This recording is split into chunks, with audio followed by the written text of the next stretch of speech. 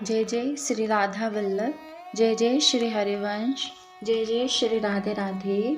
गुरुदेव भगवान जी के चरणों में मेरा प्रणाम। राधे राधे राधे श्याम। श्री भक्तमाल महात्म्य। जैसे श्रीमद् भागवत में श्री कृष्ण विराजमान हैं, श्री रामायण में श्री राघव जी विराजमान हैं, वैसे ही श्री भक्तमाल में सब संत विराजमान हैं। कहते हैं कलयुग में भक्तों का चरित्र सुनने मात्र से कल्याण हो जाता है। तो चलिए अब हम सुनते हैं। हम सुन रहे थे, हमने सुना था कल श्री भगवान श्री गौरी शंकर एवं श्री लक्ष्मी नारायण एक स्वरूप हैं। या धर्म शास्त्रों में इसके अनेक प्रमाण हैं। कल हमने पहले भाग में भी यही चर्चा करी थी कि धर्मशास्त्रों में कितने प्रमाण हैं। 3-4 प्रमाण इनके बताए गए थे। अभी और चर्चा करते हैं इसी।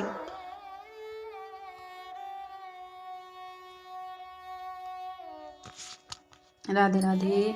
इसमें माता पार्वती कहती हैं कि मैं युद्ध के लिए तत्पर रहूंगी। फिर उसके बाद में बोलती हैं कि मैं पृथ्वी को भार से मुक्त करने के बाद वापस लौट आऊंगी। ये माता भगवती कहती हैं। राधे राधे। ब्रह्मा जी की प्रार्थना पर साक्षात भगवती ही देव कार्य सिद्धार्थ अपने अंश से वसुदेव पुत्र श्री कृष्ण के रूप में तथा भगवत विष्णु वसुदेव के घर बलराम एवं पांडुपुत्र अर्जुन के रूप में अवतीर्ण हुए हैं। राधे राधे। प्राचीन काल में सुर मुनि सेवित कैलाश शिखर पर महर्षि गौतम का एक आश्रम था। वहां एक बार पाताल लोक से जग दिग्विजयी बाणासुर अपने कुल गुरु शुक्राचार्य तथा अपने पूर्वज भगवत शिरोमणि प्रहलाद, दानवीर बलि एवं दैत्यराज वर्षप्रभा के साथ आया और महर्षि गौतम के सामान्य अतिथि के रूप में रहने लगा। एक दिन प्रातःकाल वर्षप्रभा शौच स्नान आदि नित्य कर्म से निवृत्त होकर भगवान शंकर की पूजा कर रहा था। इतने में ही महर्षि गौतम का एक प्रिय शिष्य, जिसका अनवर्त नाम शंकरात्मा था, जो अवधूत के देश में अनुमत की भांति विचरता था, विकराल रूप बनाए वहां आ पहुंचा और वर्षप्रभा तथा उनके सामने रखी हुई शंकर की मूर्ति के बीच में आकर खड़ा हो गया। वर्षप्रभा को उसका इस प्रकार का उद्धत सा व्यवहार देखकर बड़ा क्रोध आया। उसने जब देखा कि वह किसी प्रकार नहीं मानता, तो चुपके से तलवार निकालकर उसका सिर धड़ से अलग कर दिया। जब महर्षि गौतम को यह संवाद मिला तो उनको बड़ा दुख हुआ, क्योंकि शंकर आत्मा उन्हें प्राणों से भी अधिक प्रिय था।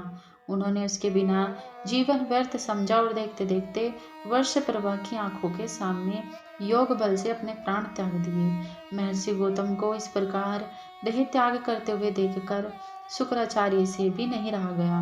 उन्होंने भी उसी प्रकार अपने प्राणों का उत्सर्ग कर दिया और उनकी देखा देखी प्रहलाद आदि अन्य दैत्यों ने भी वैसा ही किया। बात ही बात में ऋषि के आश्रम में शिव भक्तों की लाशों का ढेर लग गया। यह करुणापूर्ण दृश्य देखकर ऋषि पत्नियां अहिल्या हृदय भेदी स्वर से आर्तनाद करने लगी। उनकी क्रंदन ध्वनि भक्त भयहारी भगवान भूत भावन शिव के कानों तक पहुंची और उनकी समाधि टूट गई। वे वायु वेग से महर्षि गौतम के आश्रम पर पहुंचे। इसी प्रकार गज की करुण पुकार सुनकर एक बार भगवान श्री हरि भी वैकुंठ से आतुर होकर दौड़े आए थे। धन्य भक्त वत्सलता देवयोग से ब्रह्मा जी तथा विष्णु भगवान भी उस समय कैलाश में ही उपस्थित थे। उन्हें भी कौतूहलवश शंकर जी अपने साथ लिवा लाए। भगवान शिव ने आश्रम में पहुंचकर अपने कृपा कटाक्ष से ही सबको बात ही बात में जीवित कर दिया। तब वे सब खड़े होकर भगवत मृत्युंजय की स्तुति करने लगे। भगवान शंकर ने महर्षि गौतम से कहा, हम तुमसे इस अलौकिक साहस एवं आदर्श त्याग पर अत्यंत प्रसन्न हैं। वर मांगो। महर्षि बोले, प्रभु, आपने यहाँ पधार कर मुझे सदा के लिए कृतार्थ कर दिया। इससे बढ़कर मेरे लिए और कौन सी वस्तु प्रार्थनीय हो सकती है। मैंने आज सब कुछ ये पा लिया। मेरे भाग्य की आज देवताओं लोग भी सराहना करते हैं। यदि आप मुझ पर प्रसन्न हैं तो मेरी एक प्रार्थना स्वीकार कीजिए। मैं चाहता हूँ आप मेरे यहाँ प्रसाद ग्रहण करें। भगवान तो भाव के भूखे हैं। भाव के वशीभूत होकर उन्होंने एक दिन श्री राम रूप में सबरी के बेर और श्री कृष्ण रूप में सुदामा के चावल का भोग लगाया था। उन्होंने महर्षि की अविचल एवं निश्चल प्रीति देखकर उनका निमंत्रण तुरंत स्वीकार कर लिया और साथ ही ब्रह्मा विष्णु को भी महर्षि का आतिथ्य स्वीकार करने को राजी कर लिया। तब तक शंकर विष्णु को साथ लेकर आश्रम के एक सुंदर वन में गए और वहां एक सुकोमल सैया पर लेटकर बहुत देर तक प्रेमालाप करते रहे। इसके अनंतर वे आश्रम भूमि में स्थित एक सुरम्य सरोवर में जाकर वहां जल क्रीड़ा करने लगे। रंगीले भोले बाबा भगवान श्री हरि के पदलायत लेचनों पर कमल किच्चिल मिश्रित जल अंजलि के द्वारा फेंकने लगे। भगवान ने उनके प्रहार को न सह सकने के कारण अपने दोनों नेत्र मूंद लिए। इतने में ही भोले बाबा अवसर पाकर तत्काल उछलकर भगवान के कंधों पर आरूढ़ हो गए। वर्ष भारोहन का तो उन्हें प्रवास ही ठहरा, ऊपर से जोर से दबाकर उन्हें कभी तो पानी के अंदर ले जाए और कभी फिर ऊपर ले आवे। इस प्रकार जब उन्हें बहुत तंग किया तो विष्णु भगवान ने भी एक चाल खेली। उन्होंने तत्क्षण शिव जी को पानी में दे मारा। शिव जी ने भी नीचे से ही भगवान की दोनों टांगे पकड़कर उन्हें गिरा दिया। इस प्रकार कुछ देर तक दोनों में पैंतरेबाजी और दांव पैंच चलते रहे। विमान स्थित देवगण अंतरिक्ष से इस अपूर्व आनंद को लूटने लगे। धन्य है वे आंखें जिन्होंने उस अद्भुत छटा का निरीक्षण किया। देवयोग से नारद जी उधर आ निकले। वे इस अलौकिक दृश्य को देखकर मस्त हो गए और लगे वीणा के स्वर के साथ गाने। भगवान शिव उनके सुमधुर संगीत को सुनकर खेल छोड़कर जल से बाहर निकल आए और औंधे वस्त्र पहने ही नारद के सुर में सुर मिलाकर स्वयं राग आलापने लगे। अब तो भगवान विष्णु से भी नहीं रहा गया, वे भी बाहर आकर मृदंग बजाने लगे। उस समय वह समा बंधा जो देखते ही बनता था।